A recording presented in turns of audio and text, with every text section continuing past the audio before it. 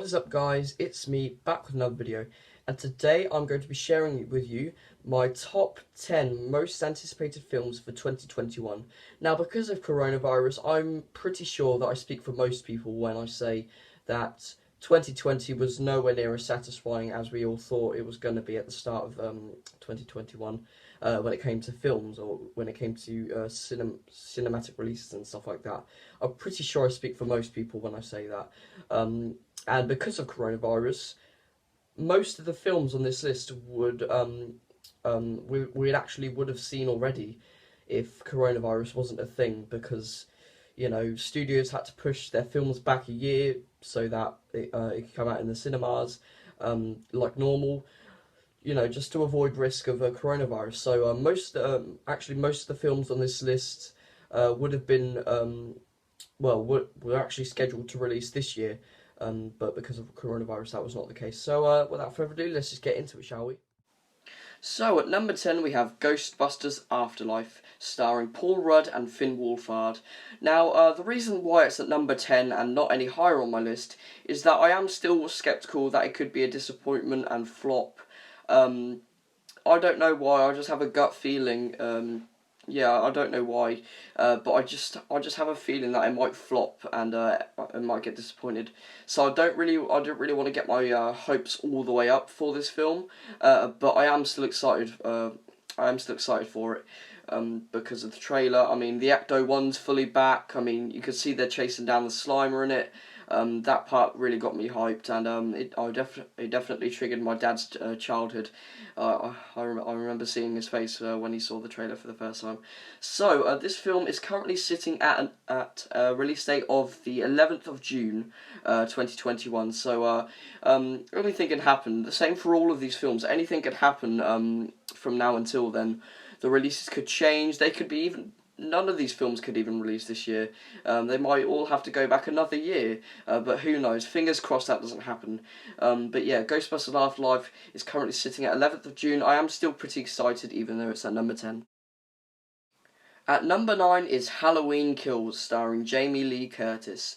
Now, this is a direct sequel to 2018's Halloween, which is a direct sequel, well, not a direct sequel because it's set like 4 years after, but it's a sequel that, the 2018 Halloween is a sequel to the original Halloween, which is one of my favourite films of all time.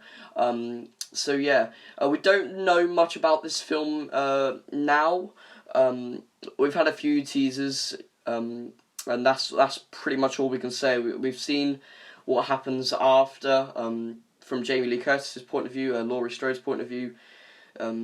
Obviously, at the end of Halloween 2018, they get picked up by a hitchhiker, and then in the teaser that was shown, there's like loads of fire engines driving past the hitchhiker's truck. So that obviously teases that they're going to put out Laurie Strode's house, which was set on fire intentionally to try and kill Michael Myers himself, who is probably my favourite horror icon of all time. So this film is currently sitting at a 15th of October release date, 2021. Like I said, for Ghostbusters Afterlife, anything could happen. It could even be set back another year. But fingers crossed that doesn't happen, because I'm really excited to see this. Because it's a Halloween film, it will most likely be an 18 here in the UK. So I probably won't be able to see it in the cinema. But if it is a 15. I will be able to see it, because I will be 15 by the time it is the 15th of October. So yeah, fingers crossed it doesn't get set back any further, but nonetheless, I'm still really excited to see Michael Myers in action again. At number 8, we have The Suicide Squad, directed by James Gunn and starring Idris Elba, Margot Robbie, Peter Capaldi, and also John Cena. So hopefully this film can make up for whatever we received by David Ayer in 2016, which is titled just Suicide Squad. So hopefully this The Suicide Squad can make up for Suicide Squad, because not many people like that film at all, and yeah, to be honest, like, thinking about it now, I don't like it that much. I mean, the script is all over the place, the visual effects, it was a mess, basically. And it was definitely one of the biggest disappointments of 2016, as the trailers made it look like it was going to be just an incredible film, and then we were given that. But it wasn't David Ayer's fault. Many people want a David Ayer cut of the Suicide Squad, because Warner Brothers is known for interfering with their films and messing it up in the process. And Suicide Squad is one of those films that was messed with. And left loads of people just very disappointed. So we did get a behind the scenes tease in DC Fandom earlier this year, and it just it looked amazing. It looked like such a campy and corny but fun, and it just looks good from what we've seen from the behind the scenes, and I'm anxiously awaiting for an actual trailer to drop very soon. So the Suicide Squad is currently at a 6th of August 2021 release date, and that is only a couple days after my birthday. So I will be 15 by the time this comes out. Hopefully, hopefully it won't be 16 because like I said many times before, these films could be set back another year. So hopefully I will be able to see this film a few days after my birthday, as it does actually come out a few days after my birthday. So yeah, fingers crossed we'll be able to see it as soon as possible. And the Suicide Squad, I'm just hoping that it's better than Suicide Squad, which we got in 2016. At number 7, we have the sequel to 2018's Venom. We have Venom: Let There Be Carnage, and the original Venom, which came out October 2018, is a love-hate relationship film. Many people loved it, many people hated it, and I was one of the people who loved it. I actually really, really enjoyed Venom, and I thought the dynamic between Tom Hardy's Eddie Brock and the symbiote itself was actually really amusing, and I had a lot of fun with the original Venom film. So this film, the sequel, was teased in the after credit scene of Venom 2018, where Woody Harrelson's character is seen in a cell saying, "When I get out of here, and I will, there's going to be carnage." So hopefully we get to see I just hope we get to see Woody Harrelson as Carnage wreaking havoc. That is pretty much all I want to see in this film, and I'll be sold. Release a trailer, Sony, please. Just release this trailer so I can see what this is about. I just want to see Venom versus Carnage, because Venom versus Riot in the first Venom film was fun, but I wanted more of it. I wanted more CGI fights, and hopefully we'll be getting that in Venom: Let There Be Carnage, which is currently at a release date of the 25th of June, if I'm getting that right. Hopefully that does happen. But I just cannot wait. I can't wait to see more of Tom Hardy as Eddie Brock, and I'm just so excited for it. At number 6, we have Godzilla vs. Kong. Now, all I hope to see in this film is just a huge CGI action monster spectacle. That's all I hope to see, and I hope to see more of it than we got in Godzilla King of the Monsters, which came out 2019. Which the scenes in it, like where Godzilla and Ghidorah are fighting in the city, that was fun, and where Godzilla literally turns nuclear, that was cool. But it was just really lengthy and talky, and not a lot happens in the first couple of acts.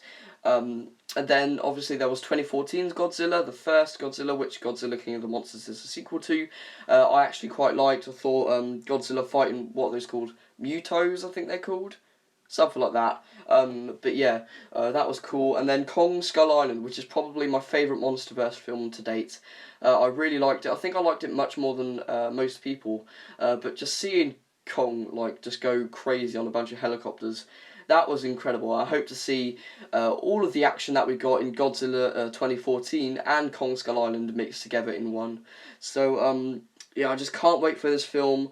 This is 7 years of monster, just CGI in masterpiece. Well, not masterpieces, because there's flaws in some of the films, but it's just 7 years of the MonsterVerse films have paid off for, hopefully, fingers crossed.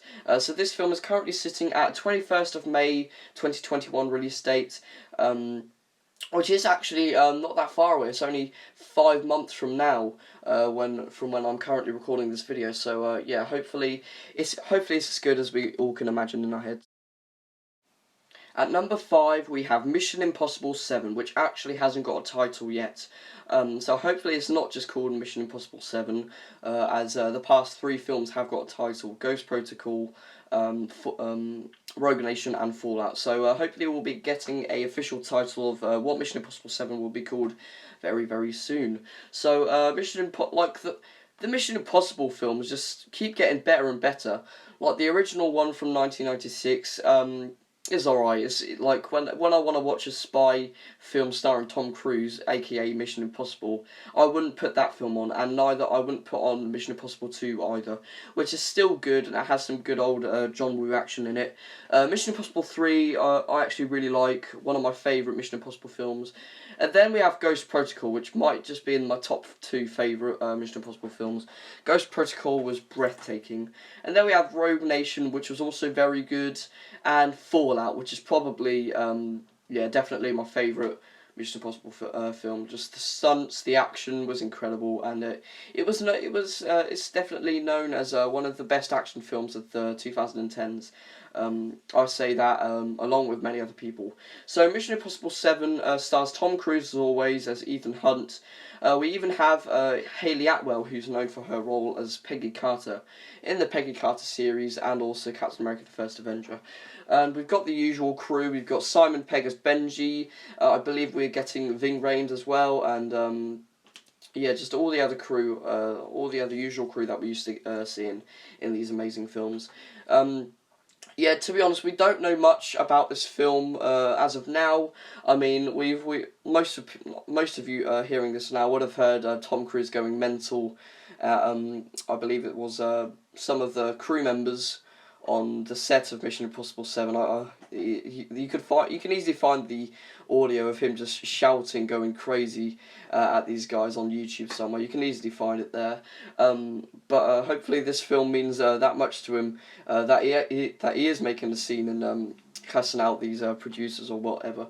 But as always, I'm so excited for this film. Mission Impossible is growing to be one of my favourite franchises, well, modern day franchises actually. So this film is currently sitting at a 19th of November 2021 release date.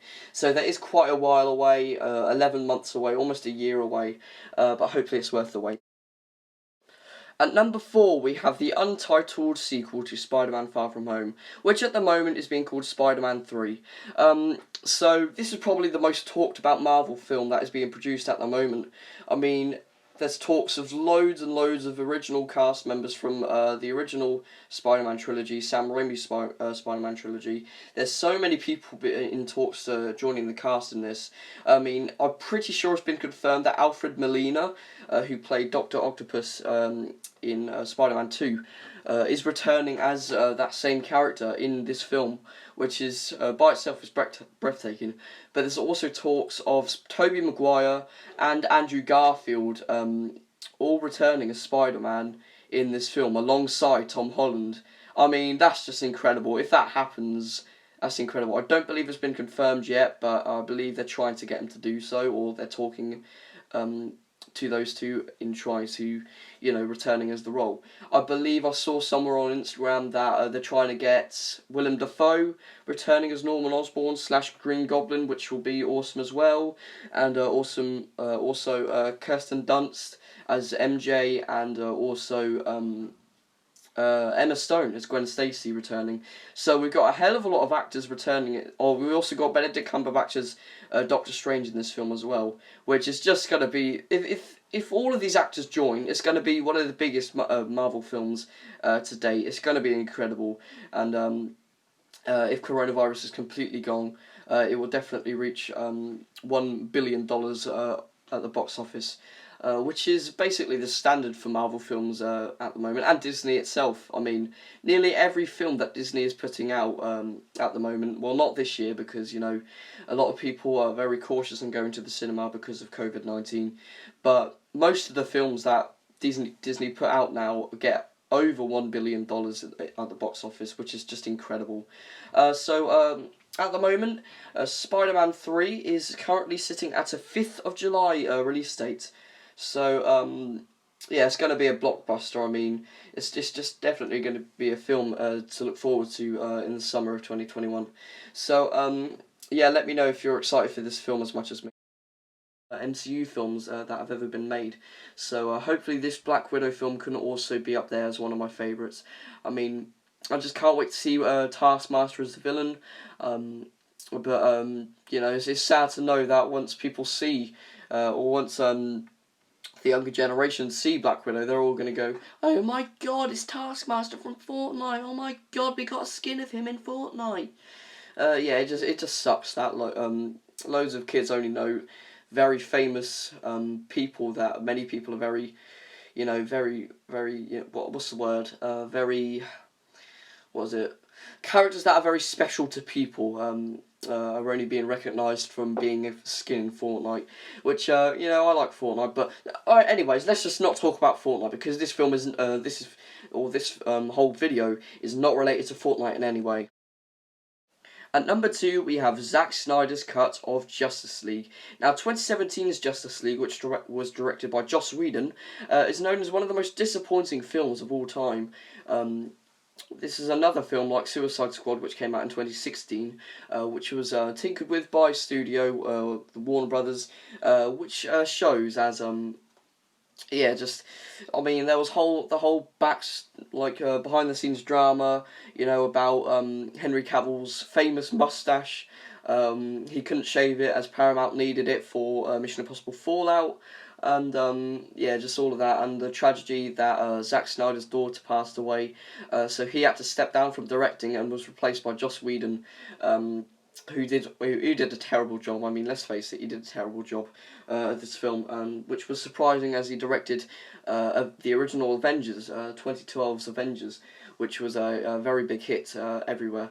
So, yeah, the original Justice League was just a huge disappointment for many fans out there, which was actually quite funny, as I remember when I first saw it in the cinema with my family, I was like, oh my God, this is one of my favourite films ever. Oh, this is so good, I can't wait to watch it again.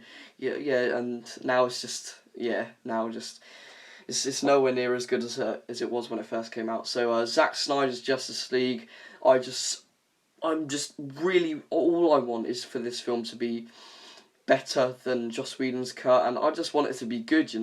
We haven't had we have had a good DC film. Most recently Birds of Prey, which came out earlier this year, but I believe people are very mixed about Wonder Woman 1984. But I haven't seen it yet, so I'll just have to see for myself. But the tease that we got from DC fandom for this film was incredible, and yeah, there aren't many trailers out there that got me as excited as that one. So that is why Zack Snyder's Justice League comes at the number 2 spot. But at the number 1 spot, we have No Time to Die, which was actually my most anticipated film for this year. But obviously, the film was set back a year because of coronavirus. We're all familiar with this now. So No Time to Die is going to be Daniel Craig's final film as James Bond, which is going to be very sad, because I grew up with Daniel Craig as James Bond, and it's going to be very hard to replace him.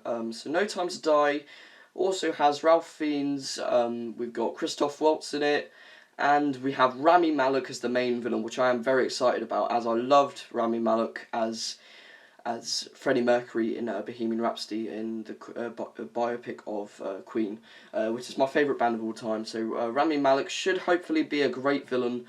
He looks very spooky and mysterious, and I just can't wait for the classic James Bond style, like the wit and just the action sequences in general. I mean, that scene in the first trailer, where James Bond spins around in his Aston Martin with the miniguns in the front bumper lights, that just got me hyped, and I just hope this film is as good as I hope it to be. As I've been looking forward to this film for a while now.